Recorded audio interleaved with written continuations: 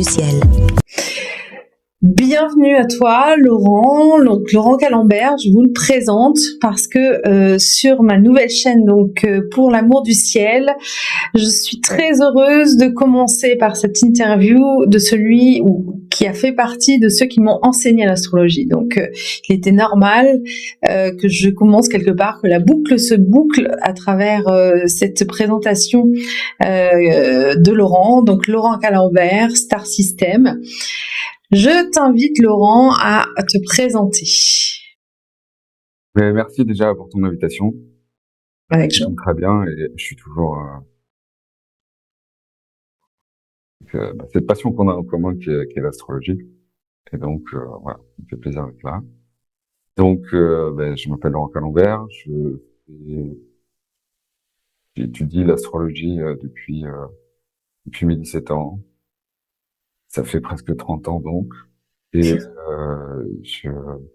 j'ai été amené assez vite à faire des consultations, donc la mise en pratique de l'astrologie a été assez rapide aussi. Ça fait à peu près 25 ans que je pratique, que j'étudie, que je fais des recherches et que je suis passionné, voire obsessionnel en parallèle. Je suis avec, c'est-à-dire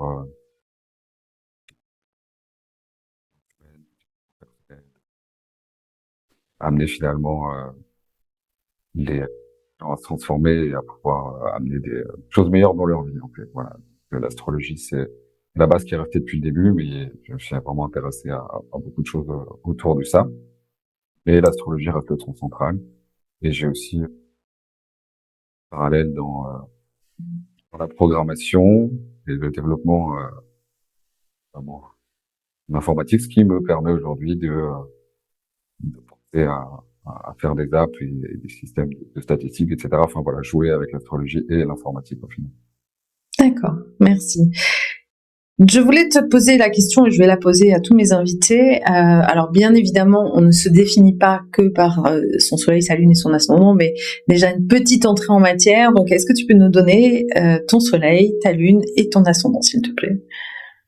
Donc moi, je suis Gémeaux, ascendant Balance, avec la lune en Taureau. Voilà. Ok. C'est vrai qu'on ne se définit pas que par ça, et voilà, Gémeaux, c'est déjà mal parti. Hein. C'est pour l'instant. Sur les réseaux, il y a des trends. Gémeaux, c'est red flag en ce moment. Alors, nous, on sait pourquoi. Mais voilà, il y a aussi des bons Gémeaux en qui on peut faire confiance. Oui, je confirme ça. Donc, quelle est selon toi la définition que tu donnerais à l'astrologie? Qu'est-ce que c'est pour toi l'astrologie? Wow. S'il fallait donner une définition, ce serait une grille de lecture du réel. Le réel, c'est-à-dire les événements, les relations, et ma structure intérieure, ce qui se passe à l'intérieur de moi et ce que je porte. Sur de naissance, la signature de naissance, le thème de naissance nous parle de choses qu'on connaît à propos de nous-mêmes, mais de plein de choses qu'on ne connaît pas parce qu'elles sont inconscientes ou héritées. Et pour des raisons que j'ignore, le thème astrologique nous renseigne là-dessus. Donc pour moi, c'est vraiment une grille de lecture de l'environnement et de moi-même qui est quasiment illimitée. Après, c'est parfois difficile d'interpréter et de comprendre, mais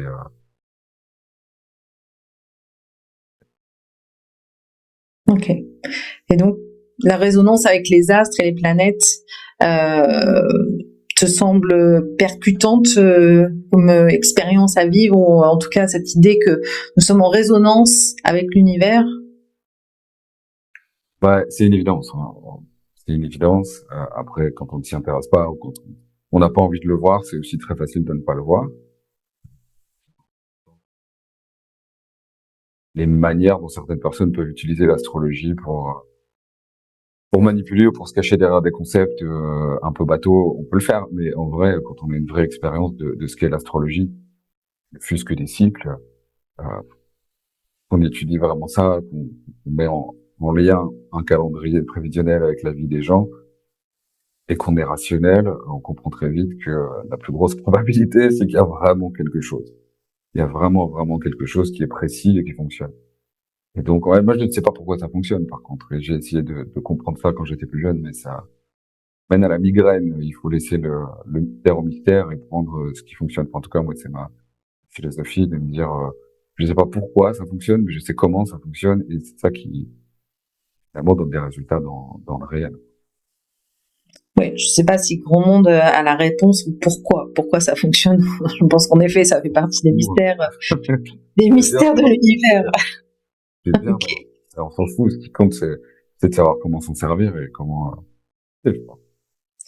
Ben justement, comment toi, tu es arrivé à l'astrologie? Comment l'astrologie est rentrée dans ton parcours personnel? Alors j'ai entendu que tu l'avais découvert à 17 ans, mais qu'est-ce qui t'a permis de rentrer en contact avec l'astrologie? Comment ça s'est passé? Avant ça. Avant Ah ça. bon? Ouais, je ne sais jamais vraiment, 10, 11 ans, peut-être, je sais pas, peut-être moins, moi, j'étais déjà très curieux puisque j'étais vraiment Gémeaux et donc je fouillais aussi dans les tiroirs des parents. Et j'ai trouvé mon père avait des bouquins d'astrologie sur les signes des enfants, donc de moi et de mes deux sœurs.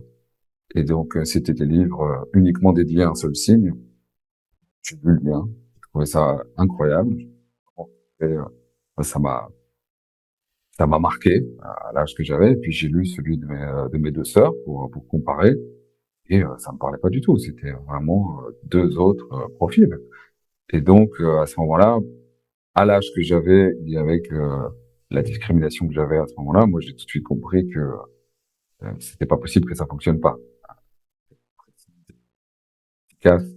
Et chaque livre était tellement différent que voilà, très jeune, il y a quelque chose qui s'est mis en place pour moi à ce niveau-là. Mais après, j'ai pas forcément eu les moyens il y avait pas Internet à l'époque. On n'avait pas vraiment les moyens d'apprendre ce qu'on voulait en claquant des doigts. Donc j'ai un peu laissé tomber ça. Je crois que j'ai regardé un petit peu les horoscopes. Ça me fascinait l'idée de pouvoir quand même catégoriser des personnes sans vouloir que les gens rentrent dans les cases, mais de se dire tiens, cette personne a cette vibration, ça m'a toujours fasciné de pouvoir. Je voyais des liens entre les personnes. Moi, je voyais des profils et aussi des individualités. Et donc l'astrologie, je suis resté dans un coin de ma tête et vers 17 ans.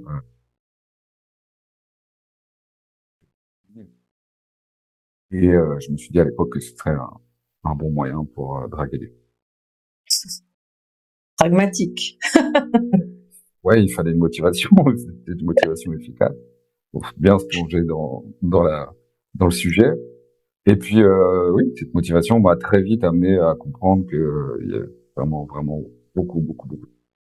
Et puis alors là, j'ai commencé à développer rapidement, acheter des programmes informatiques, à étudier, à acheter des livres, et puis à beaucoup pratiquer aussi. Puisque D'accord. c'est un lien de communication, c'est un lien pour prendre contact, c'est un moyen pour prendre contact et partager avec les gens, donc ou avec les filles à l'époque. Et du coup, ben, j'en ai beaucoup parlé, j'ai beaucoup échangé. Donc, ça m'a permis d'apprendre très vite. Et puis de voir qu'il y avait vraiment plus que ça. Ok. Et du coup, là, tu parles pas mal alors des bouquins que tu as découverts, mais on est plutôt sur l'aspect du signe solaire, si j'entends bien. Mais les horoscopes, le fait que justement il y ait ces bouquins qui développent beaucoup l'aspect du signe solaire uniquement parce que c'est essentiellement, voilà, si on te parle du signe du Bélier, du signe du Taureau, du signe du Gémeaux, on est toujours que sur la version solaire des choses. Euh, Toi, tu trouves qu'il y a quand même du vrai là-dedans. Alors bien sûr que sur le fond, il y a du vrai, mais malgré tout, moi j'ai une position où je me dis on peut pas résumer les gens à un signe solaire. Donc je sais bien que c'est sûrement pas la tienne non plus. Mais comment toi tu trouves que c'est malgré tout une bonne entrée en matière ce fait de rentrer parce que je pense que parfois ça peut être à double tranchant. L'horoscope, je pense que beaucoup de gens se disent que c'est un effet Barnum, qu'on dit des choses très générales à tout le monde et qu'en fait ça va parler à tout le monde. Et pour le coup, c'est pas nécessairement une réalité et ça fausse la donne en fait. Donc quelle est ta vision là-dessus? Ouais, clairement, petite parenthèse sur les horoscopes, c'est juste la seule chose que j'avais à disposition entre mes 10 ans et mes 17 ans. C'est-à-dire que je voyais ça dans les magazines et les choses comme ça. Mais ça ne m'a jamais, ça ne m'a jamais, j'ai jamais pensé qu'il pouvait y avoir 12 destins différents dans le monde chaque semaine et un point c'est tout. Euh, T'as dit, j'ai de temps en temps quand même, pendant ces années-là, j'ai peut-être eu un ou deux astrologues dans certains magazines qui avaient l'air vraiment d'avoir un peu compris le système des horoscopes. Mais moi, je suis très peu intéressé par les prévisions à court terme. Je préfère les visions à long terme pour comprendre les cycles plus profonds. Euh, Limite les visions à un mois, qui se font beaucoup maintenant, hein, de pleine lune en pleine lune. J'irai pas plus bas.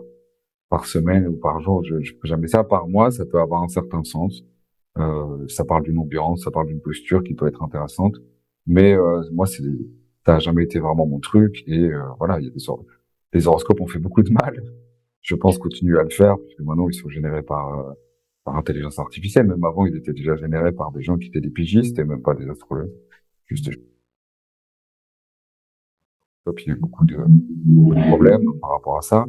Et par rapport au signe solaire, c'est qui tout double, hein, par rapport au signe solaire. En effet, si tu tombes sur une personne qui est solaire, c'est-à-dire qui est dans son affirmation, dans une forme de développement personnel, dans une volonté d'exprimer sa créativité d'une forme ou d'une autre, tu vas tomber sur une personne qui est solaire.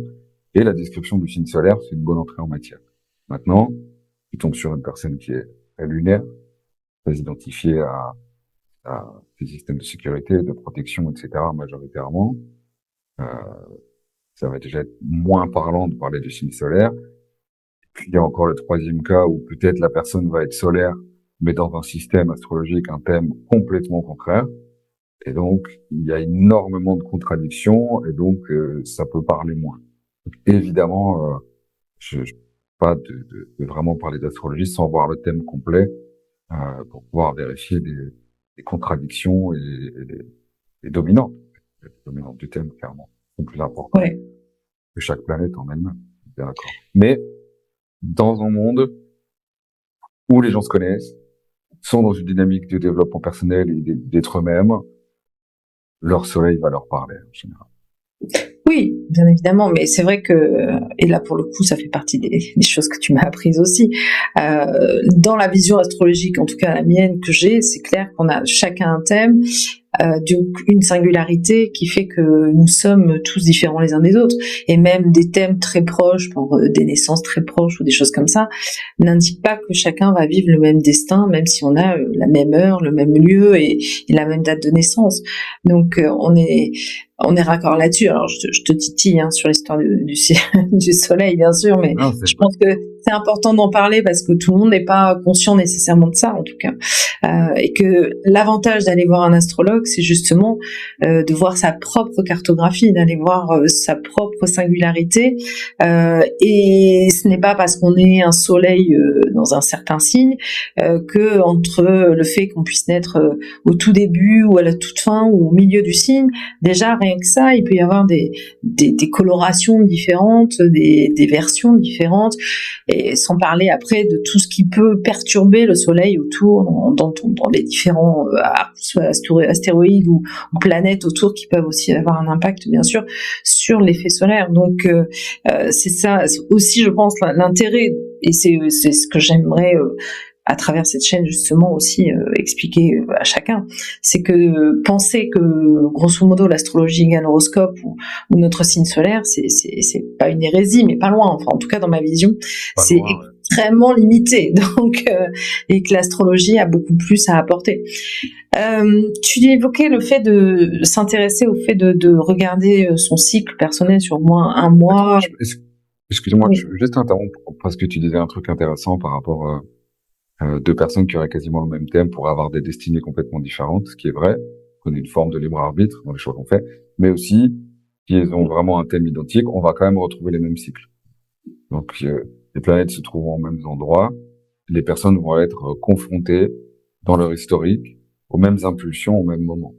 Oui, elles répondront en fonction de leur libre arbitre et de leur contexte. Mais il y a quand même, parce que sinon, c'est vrai que si on dit, ils peuvent avoir le même thème et une destinée complètement différente, les gens peuvent se dire, mais alors, quel est le sens de l'astro?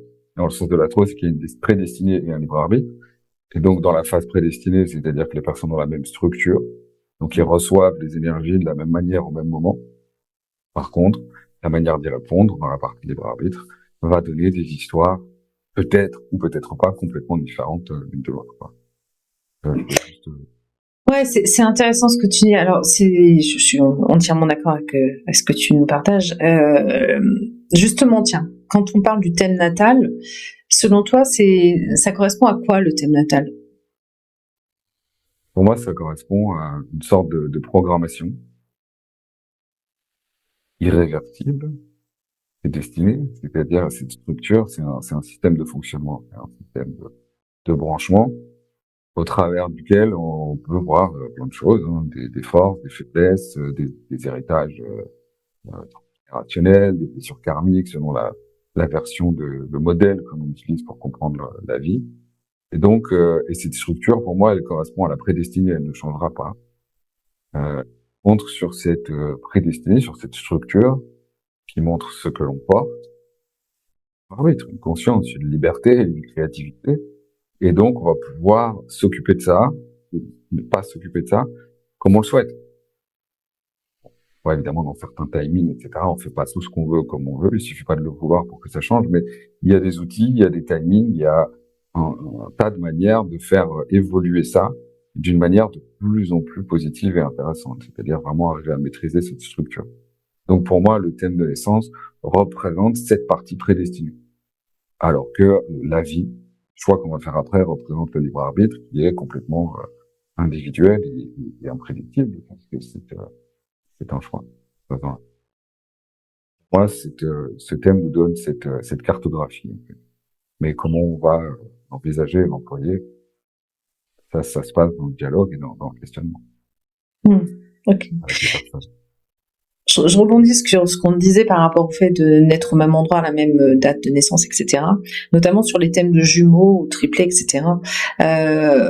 Où certains, enfin en tout cas souvent, il est dit que les jumeaux se partagent le thème, c'est-à-dire que certains vont avoir plus une coloration sur certaines planètes et un autre, enfin du coup le frère ou la sœur va en gros se départager un peu le thème l'un de l'autre. Donc qu'est-ce que t'en penses de ça? Bah, c'est à peu près mon ressenti aussi. J'ai vu différentes choses avec les jumeaux. J'en ai vu qui prenaient la fin d'un ascendant et l'autre, le début de l'autre, hein, parce que des fois, en 10 minutes, un quart d'heure, 5 minutes, Eh oui, c'est vrai. l'ascendant, qui va changer complètement le carburant énergétique de la personne. Donc, l'ascendant est quand même un point très important et donc va façonner une personnalité dans une autre couleur, dans un autre style, dans une autre énergie. Hein. On va changer d'éléments. Il y en a un qui va carburer à l'émotionnel, l'autre à l'action. L'un au concret, l'autre à la réflexion, etc. Et donc, ça, c'est un truc que j'ai vu souvent chez les pros. On a vu aussi souvent des signes doubles, c'est-à-dire des signes qui existent naturellement dans deux polarités. Donc là, on a clairement un qui prend une polarité fort et un peu luxe, quoi, et l'autre qui prend l'autre polarité. Et je pense que dans tous les cas, ce que j'ai remarqué même en astrologie relationnelle, c'est que deux entités qui se nourrissent de la même énergie ne peuvent pas coexister sainement au même endroit. Et donc, je pense que les jumeaux qui la plupart du temps cohabitent quand même assez sainement ensemble dans un modèle et sans que ce soit vraiment problématique. Donc, je pense qu'ils sont obligés de tabler leur dominante, donc c'est-à-dire un choix entre plein de planètes dans le thème. La dominante, c'est la planète que on va choisir, souvent bien sûr inconsciemment, pour se structurer de manière principale. Et puis après les autres, ça va être des structures secondaires. Donc je pense que pour que ce soit la loi de leur âme ou du biologique, je pense que les jumeaux vont choisir des énergies différentes, comme tu le dis exactement dans le thème, pour pouvoir coexister sainement. C'est vraiment quelque chose que j'ai observé très très souvent. Ok, ouais, c'est intéressant ce point de vue sur la notion de la coexistence, parce que ça c'est pas forcément un truc j'avais pas réfléchi forcément à cette position-là, mais ouais, c'est intéressant que Une tu question dises ça. d'énergie. Quand il y a de la bagarre entre les points puissants du thème dans une relation, le soleil, l'ascendant, Mars, etc., quand ces points forts et émetteurs qui demandent beaucoup d'énergie sont trop près, C'est une bagarre énergétique qui va naturellement se transformer en bagarre personnelle, émotionnelle, psychologique, biologique. Il y a des lois. Tout ne peut pas coexister au même endroit, au même moment. C'est pour ça, souvent, je pense que dans les relations, les opposés, euh, facteur long terme, n'importe. C'est tout le drame de l'humanité et des relations, mais je pense qu'il y a une raison énergétique, biologique derrière ça. Ouais. Oui, Ma place, c'est ma place, ta place, c'est ta place. Et si on n'a pas ça, c'est la bagarre. ouais, ouais, tout à fait. Est-ce que tu peux nous détailler un peu le type d'astrologie que tu pratiques, toi? Qu'est-ce que, alors dans le cadre général, et puis après, est-ce que toi tu aimes faire particulièrement dans l'astrologie? Ben, dans le cadre général, moi, déjà, je me suis limité parce que l'astrologie n'a pas de limite en tant que telle. Si et que chaque forme de vie prend sa signature au moment où elle émerge, on peut faire le thème astrologique de plein de choses, y compris, hein, comme tu le sais, du business. Enfin bon, il y a énormément de possibilités dans l'astrologie. Moi, je me suis plus concret, c'est un choix personnel, qui est la structure de naissance. Donc, tout, alors on peut appeler ça la connaissance, essayer de comprendre l'histoire qui est là avant nous. Donc, dans mon modèle des vies antérieures, je dis bien modèle, c'est-à-dire je ne sais pas, mais c'est un modèle qui donne des bons résultats. Moi, je pars du principe du modèle des vies antérieures. Pour moi, il y a une continuité, une histoire. Et le problème, toi ou pour moi, c'est que quand on est dans ce monde et quand on arrive à l'âge où on commence à savoir comment on s'appelle, il y a déjà des tonnes et des tonnes d'informations qui nous ont structurés, qui vivent à travers nous, etc. Donc on n'a pas la moindre idée. L'héritage transgénérationnel, l'héritage karmique, puis l'inconscient des parents, et puis l'inconscient de nous en tant qu'enfants, et puis enfin, nous qui commençons à faire des choix. Donc ça veut dire qu'on traîne des tonnes de casseroles derrière nous, et on essaye, en bien que mal, de vivre notre petite vie en essayant que notre volonté devienne la réalité.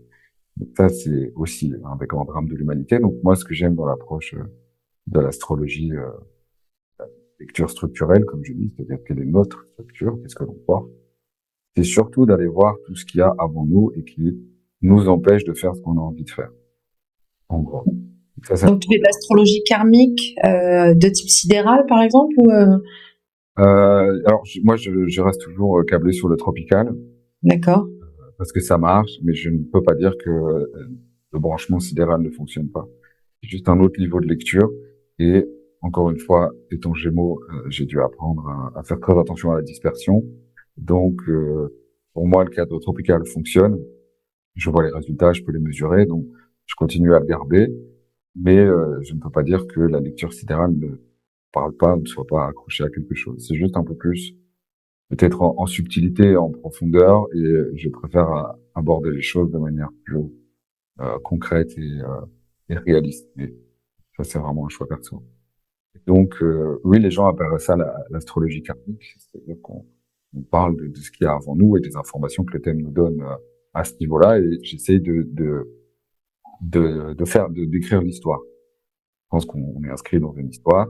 Nous, on n'arrive pas au début de l'histoire. Dans cette vie-ci, en tant que Laurent ou Céline, on n'arrive pas au début de l'histoire, on arrive aux trois quarts de l'histoire. Donc, il nous reste un quart qui est le futur et la mission de vie, et on a une moitié derrière de voir des choses qui peuvent nous donner de la force, mais on va surtout s'intéresser à ce qui nous en prend, et ce qui nous empêche de combler le dernier quart et d'être dans la satisfaction. Donc ça, c'est la première approche. La deuxième, plus simple, c'est simplement le prévisionnel. C'est-à-dire de D'accord. comprendre dans quel cycle est-ce qu'on se trouve pour l'instant pour organiser ses priorités, je dirais, et comprendre ce qui se passe. Ne pas perdre son temps là où les portes sont fermées et plutôt investir sur les domaines qui poussent ou qui nous demandent des choses importantes. Euh, faire ton énergie et bien investir. Tu le fais à travers les progressions, la révolution solaire, ou comment tu... Alors, progression, révolution solaire et transit, c'est trois outils que je pourrais utiliser, mais planète lente, des astéroïdes et des éléments de l'astrologie sur le thème natal, donc les positions aujourd'hui de cette planète-là par rapport au thème natal, j'utilise principalement. Les deux autres, plus pour venir confirmer. D'accord. Et puis la troisième approche, c'est le relationnel. Euh, c'est comprendre les interactions qui nous lient à une personne. Qu'est-ce qu'on va y faire? Qu'est-ce qui ne changera pas? Sur quoi on peut travailler? Les forces, les faiblesses, etc. des relations. Et je pense, une approche très très importante. Et ça s'adresse aux parents par rapport aux enfants, aux profs par rapport aux élèves, évidemment dans les relations conjugales, dans les relations de travail, dans les relations avec les amis. Enfin, je pense que ça, c'est la compréhension relationnelle de l'astrologie, c'est quelque chose qui pourrait vraiment faire du bien dans le monde aujourd'hui. Oui, mais encore faut-il avoir date de naissance, heure de naissance de la personne en question. Donc ça, c'est pas toujours simple d'avoir. Tu parles des profs et élèves. Tu vas pas demander à ton prof de te donner sa date de naissance, surtout son heure de naissance, c'est plus complexe, quoi. Donc, mais j'avoue. Alors, c'est vrai que c'est plus complexe, ouais. J'avoue. On peut déjà travailler un peu avec. Enfin, on peut déjà faire un bon 50%, si pas plus, rien qu'avec les planètes. Mais ouais. C'est vrai que et du coup, que la date de naissance, c'est ça que tu veux dire? Ouais. Oui, parce que notre public est pas forcément branché astro, et donc c'est vrai que dans les finalités, c'est vrai que c'est intéressant de préciser aussi certaines choses, puisque c'est vrai que pour nous ça nous semble évident, peut-être pas pour tout le monde. Donc et c'est vrai que pas à l'extrême, mais un autre truc qui est intéressant aussi avec son animal, si pareil, on a sa date de naissance et idéalement son heure de naissance. Si on a pu assister à la naissance de son animal, c'est très intéressant aussi. Ouais, je confirme. Moi, j'avais dit que c'est quelque chose dont je ne parlerai jamais en public, mais comme quoi les Gémeaux c'est vraiment fondamental. Mais c'est absolument fascinant. Moi j'ai fait les thèmes de mes chats, hein, donc c'est très intéressant. Ouais. Fascinant. J'aurais des histoires à raconter là-dessus qui sont absolument fascinantes. Ah ben vas-y, je t'en prie. Ben, ce que je pourrais dire aujourd'hui, en tout cas, déjà que je trouve très intéressant, tu as peut-être déjà remarqué que évidemment, si tu as la chance d'avoir le thème de deux parents et celui d'un enfant, tu vas tout de suite comprendre que le thème de l'enfant est construit du matériel du thème des parents. C'est très très facile à voir. Et puis de temps en temps, s'il y a un matériau dans le thème de l'enfant que tu comprends pas, tu remontes aux grands-parents et tu le trouves. Donc la notion de l'hérédité est évidente et mesurable en astrologie. Et donc, si tu me faisais un test en aveugle en me disant voilà deux parents et voilà un enfant qui est le leur et un enfant qui est pas le leur, qui est l'enfant du voisin, je sais te le dire en 5 secondes. Par contre, si tu mets le thème de l'enfant et le thème de la famille, et que tu me demandes de dire qui est l'enfant et qui est l'animal, je suis incapable. Ça répond aux mêmes lignes héréditaires. C'est incroyable. C'est très très surprenant. Alors peut-être avec une loupe et en restant un quart d'heure dessus, peut-être que j'y arriverai. Mais j'ai pas non plus poussé l'expérience jusqu'au bout. Mais comme ça, en vrai, un enfant qui n'est pas de la famille et un enfant qui est de la famille, c'est 3 secondes. L'animal de la famille et un enfant, c'est très, très semblable. Et encore plus bizarre, un enfant de la famille et un enfant adopté dans la famille, très semblable. Très difficile de faire la différence. Alors que l'enfant du voisin est remarqué en 1 seconde. Donc, il y a quelque chose qui est vraiment... j'avais dit que j'en parlerais pas. Bon, ça, c'est du champ d'expérience pour moi. C'est de la recherche. Mais fascinant. Oui, c'est clair, c'est fascinant. Merci de nous donner cet exclu pour le coup, parce que merci de révéler tes secrets. Je peux pas tenir mes propres promesses. C'est une catastrophe. Ok. Donc, selon toi, à quoi sert l'astrologie? Alors, bien sûr qu'on en parle déjà, mais concrètement, quelle vision tu as, toi, si tu avais à expliquer l'astrologie, à quoi ça sert? Enfin, un peu ce que je disais au début, c'est une grille de lecture de l'environnement. Alors, je vais parler en mon nom à moi. Moi, ça sert à... Oui, justement, aussi pour toi. Comment ça t'a servi? Alors, au-delà de draguer des filles, comment ça t'a servi dans ta vie? Clairement, à faire la part des choses. C'est-à-dire, le problème du monde, c'est qu'on vit dans un paradoxe, c'est que les gens, en général, les majorité des collectifs sont un peu à droite, un peu à gauche, un peu dans le noir, un peu dans le blanc, et que chacun pense que la nature humaine nous fait penser qu'il faut se coller dans un extrême pour être en sécurité. Parce que le paradoxe est ingérable. C'est-à-dire, est-ce que c'est prédestiné ou est-ce que c'est libre arbitre? Alors, il y a les deux écoles, et puis on se colle. C'est les deux. Et c'est pour ça qu'on n'arrive pas à répondre à ces questions-là, c'est parce que ce sont des paradoxes. Et les paradoxes mettent l'esprit qui est pas entraîné en PLS. Et donc, l'astrologie, moi, ça m'a aidé à avoir cette gymnastique-là, en me rendant compte que, tiens, il y a vraiment une partie qui est prédestinée. D'ailleurs, parfois, ça m'a même ennuyé. Et puis, il y a vraiment une partie de liberté où on peut construire par rapport au matériel que l'on a, par exemple. Ça, pour moi, c'était quelque chose de très important. Entre la destinée et le libre arbitre. Ça me permet aussi de travailler dans ma manière de penser et de ressentir un peu les deux hémisphères. C'est-à-dire que il y a une partie mathématique et mécanique dans le monde et dans la vie, ce qui est prévisible dans la dans les transits, dans les prévisionnels. Il y a plein de choses on peut pas l'éviter. C'est mathématique, c'est des énergies. Et puis une fois qu'on a compris toute la mathématique d'une relation, d'une prévision, etc., ce qui reste, c'est le grand mystère, c'est la magie. Il reste quelque chose.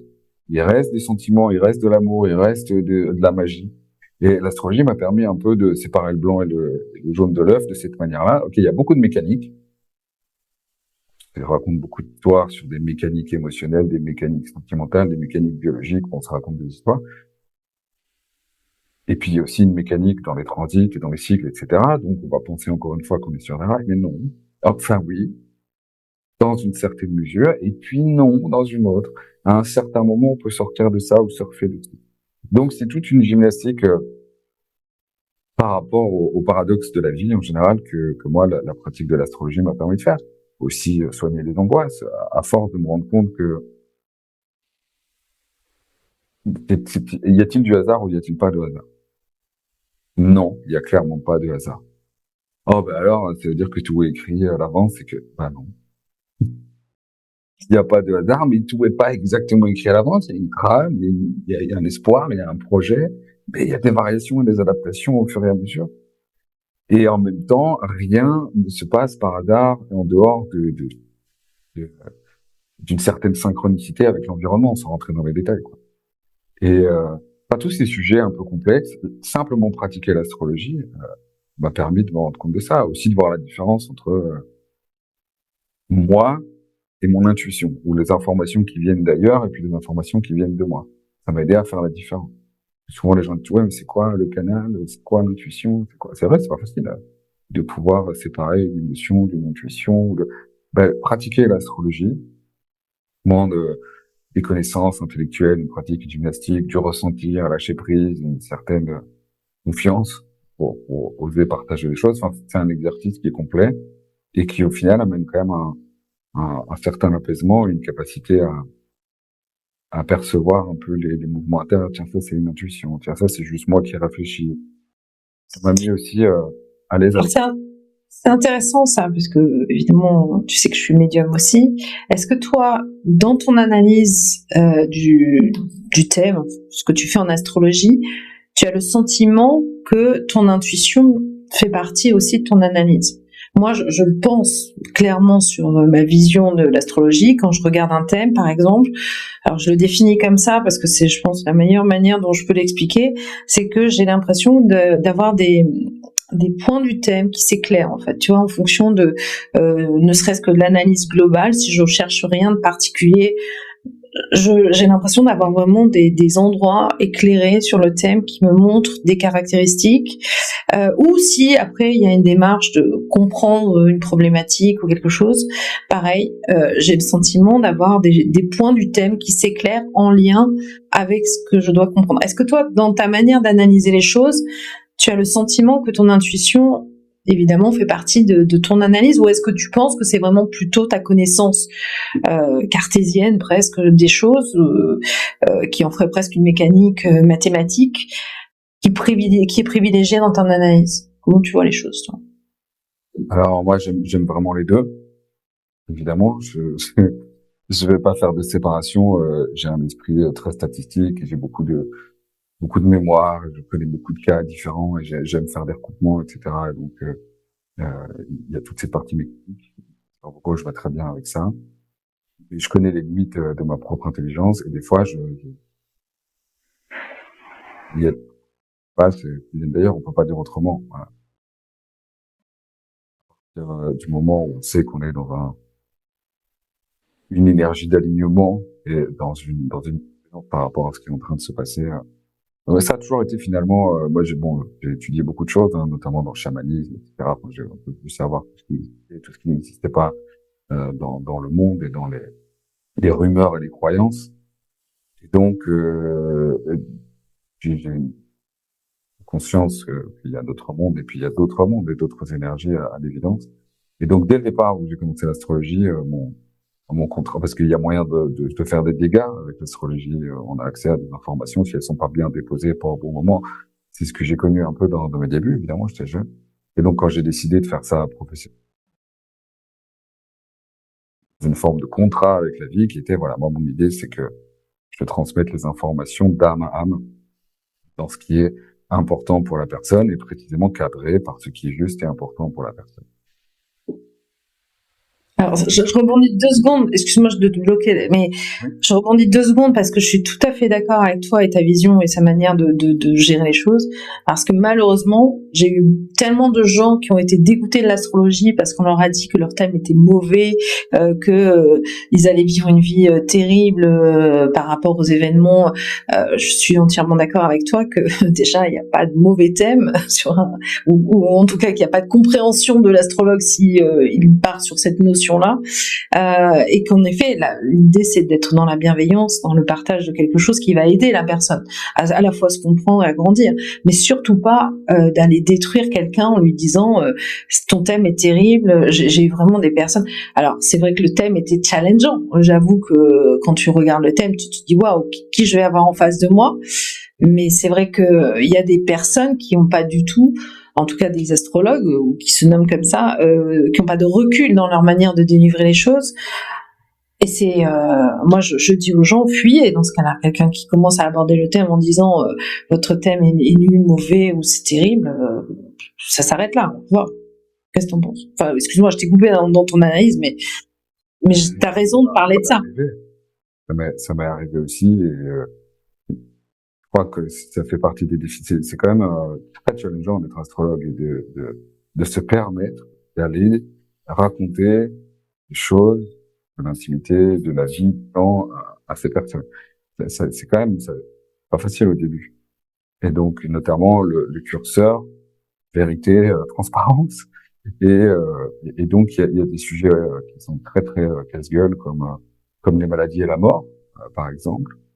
Et voilà, c'est à chaque astrologue de voir où il met ses limites et où il met son curseur, mais même avec la bienveillance, moi j'ai regretté les choses que j'ai dit au tout début. Hein.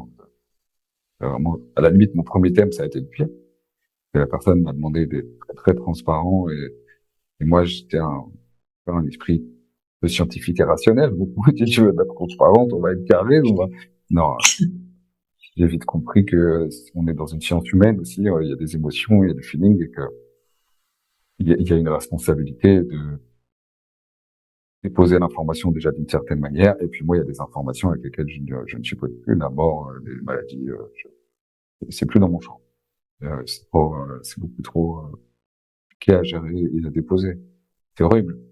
Par contre, pas de souci avec le décodage psychosomatique. Hein, pas de souci de tirer à l'avance. Bon, ben, si à partir d'une telle période vous somatisez dans telle zone, la question est celle-ci, la direction pour y répondre est celle-là, ça y a pas de souci. Mais commencer à parler de dates et de choses angoissantes par rapport à des maladies ou à des choses que les personnes portent en eux, ça fait pire que...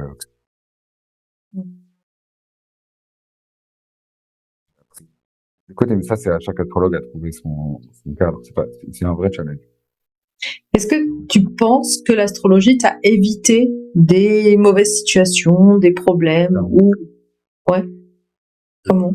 Oui, plein de fois. Alors, une des raisons pour lesquelles j'ai failli une seule fois dans ma vie arrêter l'astrologie, c'est parce que Au début, je l'ai envisagé en me disant ça y est, je peux tout contrôler et je vais pouvoir éviter tous les problèmes à tout le monde parce qu'on le sait à l'avance, etc. Or, j'ai découvert que même le sachant et le nommant, ça ne changerait rien parfois dans certaines situations et quand on doit se prendre un mur, on se prend un mur. Et j'ai eu du mal à l'accepter. Mais une fois passé ça, oui, bien sûr, excellente question parce que euh, Uranus, Mars, qui est là depuis quelques temps, et un classique des accidents et des problèmes sur la route ou avec les appareils électriques, enfin, mais que j'avais déjà expérimenté dans ma vie comme étant très réel. C'est vraiment, ça pousse à l'accident. Et à une certaine époque, je me suis acheté une moto durant ce transit-là, qui était en plus euh, c'est cristallisé dans ma révolution solaire. Donc ça donnait encore plus d'importance. Et je devais acheter une moto à ce moment-là et j'habitais en ville. Et j'étais très embêté. Et en même temps, j'ai fait comme d'habitude, il y a l'astrologie et puis il y a ce qui est juste, c'est-à-dire il y a je devais aller par là. Donc l'astrologie ne doit pas être un frein. Je dois y aller. Donc ok, mais maintenant je vois que j'ai vraiment le transit le plus caricatural d'accident et je vais acheter une moto pour rouler en ville, ma première moto. Et donc je l'ai fait. Mais à chaque fois que j'ai posé mes fesses sur la moto, je l'ai fait en conscience. Je l'ai fait en me disant vraiment, je sais dans quelle énergie je suis et il n'est pas question que je prenne des informations dans ma vie au travers d'un accident. Je suis à l'écoute des informations et je n'ai pas laissé ma nervosité prendre le dessus. Et à 3 fois, j'ai évité un accident d'une manière incroyable, magique, juste par la conscience. J'ai freiné avant qu'on me coupe la route. J'ai refusé une accélération sur une ligne droite où il y avait rien et il y a une voiture qui est apparue. Je l'aurais prise de plein fouet. Enfin, à part 3 fois, j'ai évité des accidents très graves juste en sentant que c'était pas le moment de faire ceci ou cela. Donc, le fait d'avoir eu l'information à l'avance et de l'avoir gardé en tête, je pense que ça m'a vraiment permis de pas passer par là.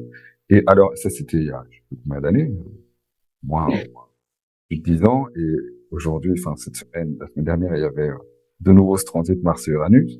J'ai envoyé un petit message à certains amis du côté où j'habite pour l'instant et tous, certains ont partagé ah ben j'ai justement eu ça, j'ai justement eu ça. Enfin ça s'est bien passé pour tout le monde. J'ai pas envoyé de message de l'autre côté et un de mes amis les plus proches a eu un crash de voiture le jour même. Donc bah, c'est plus c'était samedi ou vendredi. Enfin bref. Et donc voilà. Je pense que c'est un cas un peu caricatural, mais bien sûr, plus on est au courant de certaines choses, plus la partie libre arbitre peut s'organiser pour éventuellement essayer d'éviter ce qui est évitable. Après, il y a des choses désagréables qui ne sont pas évitables parce que ça n'a pas d'intérêt à être évité parce que là où on en est, on doit passer par là pour avancer et qu'il n'y a plus d'autres solutions. Et moi, l'idée de l'astrologie, c'est que s'il y a une autre solution, on la prend. Voilà, c'est l'idée. Et s'il n'y en a pas, bah tant pis. Tout va, ça va se passer bien à la fin. Voilà, c'est un peu ça. Ok, bah merci pour ce partage. Euh, alors, on est dessus, mais globalement, si tu faisais un point ou un bilan de l'astrologie, qu'est-ce que tu retiendrais de l'apprentissage? Qu'est-ce que l'astrologie t'a appris dans un sens soit de la vie, soit de la connaissance de toi? Alors bien sûr, on est sur ce thème-là depuis le début, mais si tu avais vraiment à schématiser ce que l'astrologie t'a appris dans la vie.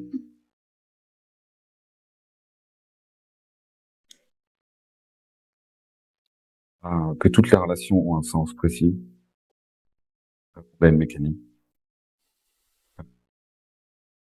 Ça m'a appris que l'être humain, dans son fonctionnement normal, jusqu'à ce qu'il puisse s'élever à un certain niveau de conscience pour être plus ou moins autonome, répète en permanence des schémas qui sont écrits parce que il n'a pas d'autre information à jouer, parce qu'il ne crée pas de programmation, que l'esprit, le fonctionnement de l'être humain a besoin de jouer une histoire. Et donc, on n'en crée pas une nouvelle, on joue les histoires qui sont écrites dans le thème. C'est la fameuse partie mécanique des choses. Comme je disais, ça m'a appris que il y a de la vérité dans aucun extrême. Enfin, en tout cas, il y a une vérité stable il n'y a pas de vérité stable dans les extrêmes et que le vivant est vraiment lié à une forme de paradoxe en général et que même si on ne comprend pas toujours les termes de ce paradoxe, au bout du compte, c'est bien foutu. S'il y a vraiment quelque chose que je devrais dire, c'est presque le mot de la fin, mais que euh, j'ai vu dans tous ces thèmes, dans ces milliers de thèmes, avec ces milliers de personnes qui ont partagé leur intimité, on a parlé de dates, d'événements. Donc, le plus grand rêve de chaque personne, notre rêve, c'est notre mission de vie. C'est ce qu'on rêve vraiment quand on n'est pas complètement perdu, quand on est vraiment avec soi-même. Le rêve que l'on a, c'est notre mission de vie. C'est-à-dire que c'est bien foutu. C'est-à-dire que la vie, et on le voit au travers de la lecture du thème qui est la lecture de la vie, elle va toujours essayer au maximum de nous amener dans le bon sens, dans la satisfaction et dans une forme de célébration. Le chemin est long, bien sûr, c'est pas donné comme ça, mais si on regarde le chemin dans l'ensemble, on peut voir dans le thème astrologique, vers où on voit que c'est souvent en corrélation avec le rêve de la personne et que dans le thème, qui correspond aussi à des compétences et à du matériel que l'on possède, il y a exactement tout ce dont on a besoin pour aller là-bas. Et également, ce qu'on appelle le karma, c'est-à-dire les problèmes de la première partie de vie, sont exactement le carburant et qui est nécessaire pour arriver à créer sa mission de vie, qui est en général quelque chose qu'on n'a jamais fait sur le plan karmique, et qui est satisfaisant et extraordinaire. Eh bien, toutes ces emmerdes et tout ce karma est exactement le matériel nécessaire, symétriquement parlant, pour construire ce dharma, cette mission de vie et cette satisfaction-là. Donc, conclusion pour moi, la vie est bien foutue. C'est équilibré et c'est bien fait. Quand tu parles de chemin de vie, parce que ce chemin de vie, c'est quelque chose qui est vraiment très récurrent, comment toi tu le définis? Parce que souvent, les gens synthétisent chemin de vie par expérience professionnelle, en fait. Donc toi, dans ta vision chemin de vie, c'est quoi? C'est ton accomplissement dans le sens large, ou c'est surtout là où tu vas te montrer dans l'existence, mais surtout professionnellement, comment tu le définis? Oui, alors, on est empreint d'une société qui se définit par le professionnel, et la carrière, même. Travailler, construire, créer, c'est normal, mais on a institutionnalisé d'une manière quand même assez tendue la notion du statut et de la carrière. Et donc, non, le chemin de vie, c'est bien plus que ça. Ça, c'est occidental. C'est quand même une approche, des mots, c'est une énergie qui est assez occidentale. Donc, mais par conséquent, la carrière et le travail devient le chemin de vie de beaucoup de personnes en Occident, mais c'est le chemin de vie au sens, bien sûr, très très large, qui inclut tout comme un ensemble, autant les relations, le travail, le fait d'être en bonne santé, etc. Le chemin de vie, c'est l'ensemble, et la clé pour moi, c'est la satisfaction. La satisfaction, pas satisfait moyenne, comme on peut parfois le comprendre en français, non, la satisfaction, c'est-à-dire l'apaisement, le sentiment d'être à sa place, d'être à 100% de ce que l'on peut faire, de profiter des conséquences et des retours sur ça. Cette notion de la satisfaction qui est très très difficile à atteindre. Moi, le chemin de vie mène à ça. La quatrième phase de notre évolution, la partie dharma de la vie, c'est une vie qui est dédiée à ce sentiment de satisfaction et à son développement. Et donc, pour moi, le chemin de vie, il mène à ça. Il peut être différent pour tout le monde.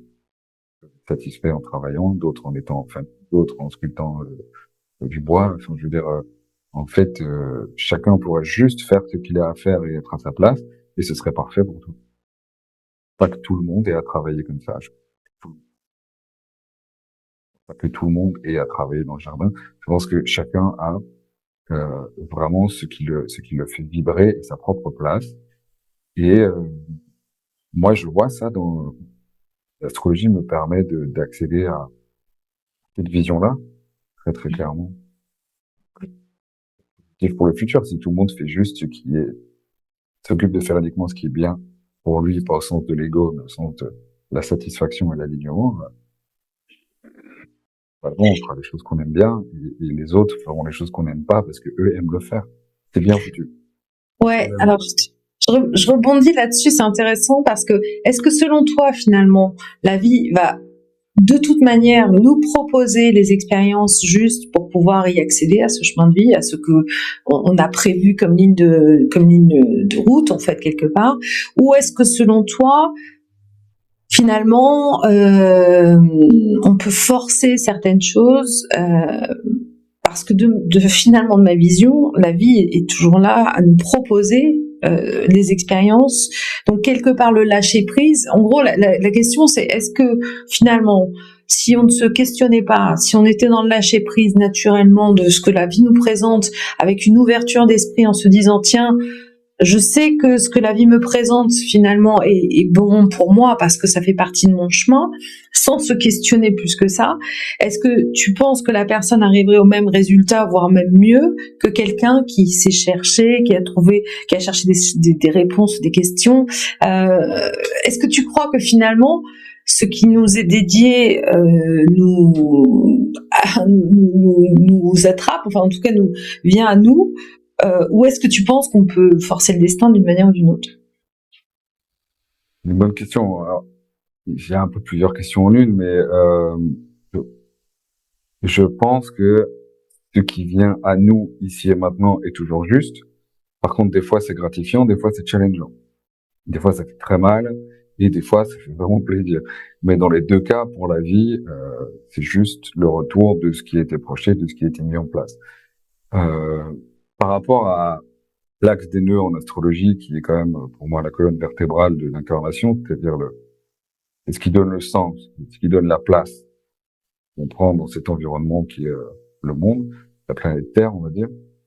Et j'ai remarqué que il y a beaucoup d'espace pour le libre arbitre dans un thème, c'est vrai, mais l'axe des nœuds doit être respecté. Donc j'ai remarqué que plus le libre arbitre, des raisons qui appartiennent à la personne, est utilisé pour s'éloigner de l'axe, donc par la rébellion, la peur, la soumission, les pulsions de destruction, j'en sais rien, moi, le parasitage, peu importe. Mais plus la personne s'éloigne de cet axe-là, et uniquement de celui-là, je dirais qu'il y a beaucoup il y a plus de tolérance pour les autres. Celui-là, il n'y a pas beaucoup de tolérance. Et c'est-à-dire que dans les cycles de recadrage liés à l'axe des nœuds, on se fait toujours ramener vite fait, bien fait sur l'axe, parce que c'est pour ça qu'on est là. Et à partir d'un certain moment, donc je dirais que les événements de ces périodes-là sont vraiment à prendre en ligne de compte. On est dans un recadrage. C'est plus, la récré est finie dans ces moments. Ce qui arrive à ce moment-là, c'est un message très clair. Et je pense que les gens qui tirent trop à l'extérieur de cet axe, c'est une incarnation ratée. Ils vont disparaître. À un moment, la vie, elle va stopper le budget. Il y aura plus de crédit. Parce que je pense, alors c'est très, très tranché, mais je pense que si on s'éloigne trop de cet axe, on ne sert plus à rien. Et que le vivant, la vie elle-même, à un moment, elle dit, ah bon, si tu sers vraiment, vraiment plus à rien, si on peut pas te ramener sur cet axe-là, tu sors du game. C'est une incarnation qui s'arrête là. L'incarnation ne fait plus sens. Voilà. D'expérience, moi, c'est ce que je pense, c'est ce que je ressens. On voit aussi dans les cycles. Maintenant, toute la question est de savoir, évidemment, à quel moment on est dedans ou on ne l'est plus. On n'utilise pas ça pour juger les gens, c'est juste dire que cet axe-là est très important, c'est une sorte de cadre. Il crée le canevas dans lequel on peut utiliser le libre arbitre, et pas trop péter ce cadre-là. D'une part, parce que le recadrage, ou les 4 ans et demi, on va dire, le recadrage peut être terriblement fort si on est terriblement loin. Mais moi, si j'étais une âme qui projette une incarnation, qui arrête pas de sortir de ce cadre-là tout le temps, et que à un moment je coupe le fil, ça marche pas, c'est tout. C'est comme un chien qui n'apprend rien, qui continue à mordre, Bon, après, c'est dur, peut-être, comme métaphore, parce qu'on va pas tuer le chien pour ça, mais enfin, bon, bref. C'est un peu... Tu vois ce que je veux dire? Ouais. À un moment, on est embêté, le chien, il sert à rien, on sait rien en faire, c'est un boulet, quoi. Et donc, je pense que notre âme, si on fait trop le boulet, et je pense qu'avec le libre arbitre, on a le droit de pousser dans ce sens-là, je pense que, couper le fil. Et d'autre part, est-ce qu'on peut accélérer le mouvement, dans une certaine mesure?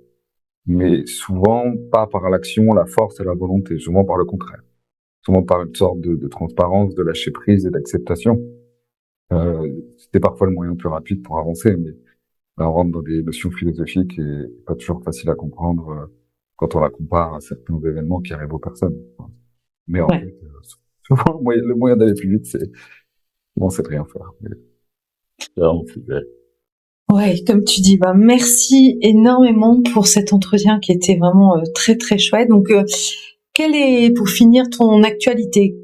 Comment on peut te contacter? Alors, bien sûr, je vais mettre ton site, tes réseaux sociaux dans le descriptif, mais déjà ton actualité professionnellement, enfin sur l'aspect astrologique, et qu'est-ce que tu as envie de nous partager pour finir cet entretien?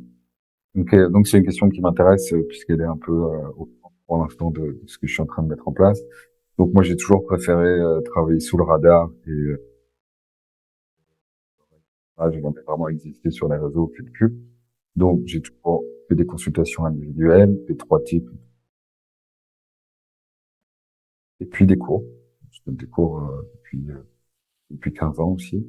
Et, euh, et donc jusque maintenant j'ai toujours voilà travaillé en situation et je suis maintenant cette année dans une phase où j'ai envie de développer à une autre échelle, notamment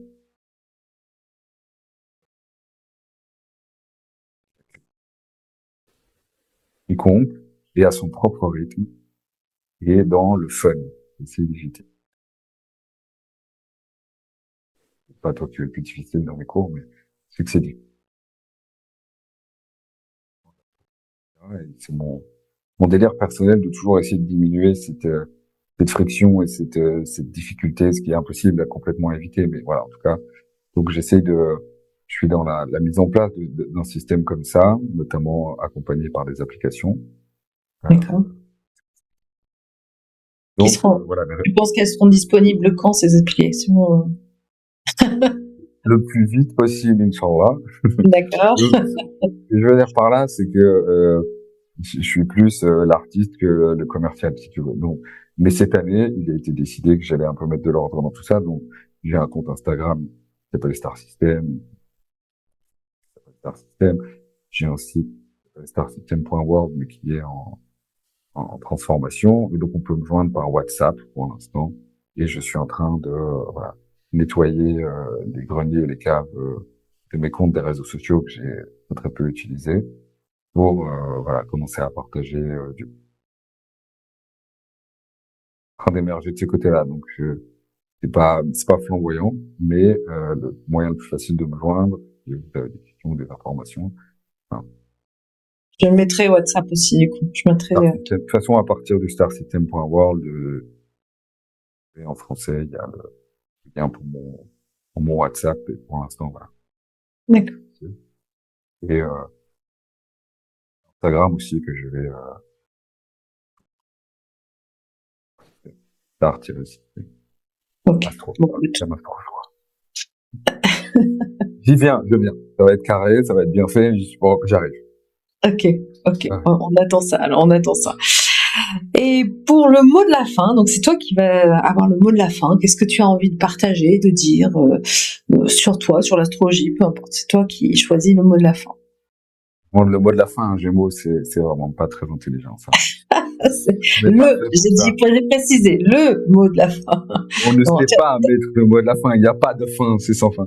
Mais non, je dirais que j'ai envie de te remercier déjà parce que justement, comme je viens de l'expliquer, tu t'inscris en très bon bélier dans une initiative indirecte, c'est-à-dire je suis dans cette année et cette phase où je rassemble mes réseaux sociaux, mais tu me fais démarrer avant même que j'ai mis en place mes structures pour démarrer sans même que je le demande. Donc, pour te pousser à le faire. C'est pour te pousser à le faire. Exactement. C'est comme ça que ça fonctionne avec les Gémeaux. Il faut pouvoir le reconnaître. On fonctionne comme ça. Si on n'a pas une demande ou une responsabilité, on va pas le faire. On s'en fout.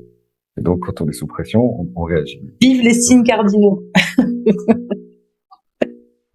Pour ça, oui. Oui, pour ça, oui. Tu as fait ton boulot, ça c'est sûr. Donc, je te remercie. Et voilà, le mot de la fin, c'est que, moi, je pense que ta démarche, elle est très importante. Je ne peux que, évidemment, connaître là-dedans. Et je pense que l'astrologie, si on lui enlève ses vieux habits et ses vieux clichés, sincèrement et très rationnellement et calmement, devrait à terme être envisagée dans l'enseignement à des enfants, juste pour expliquer un peu les différences entre les uns et les autres. Aux parents, la différence entre un enfant qui est une dominante feu, une dominante eau, mais qu'est-ce que ça signifie dans l'éducation, comment il faut s'adapter. Enfin bref, je pense qu'il y a énormément de choses passionnante et très concrète dans l'astrologie qui servirait très très bien le monde dans l'état actuel dans lequel il se trouve. Et qui me concerne notamment dans l'aspect relationnel. Voilà. Donc, je t'encourage, et j'encourage tout le monde à s'y ouvrir un petit peu et à voir ce qu'il y a moyen d'en retirer. Et je m'encourage moi-même à vous proposer bientôt quelque chose qui va faciliter ce travail-là aussi. Écoute, on attend ça avec hâte. Voilà. Merci beaucoup Laurent. Merci beaucoup pour tout. Et puis très heureuse de te retrouver prochainement à une autre occasion en tout cas. Grand plaisir, vraiment. Merci.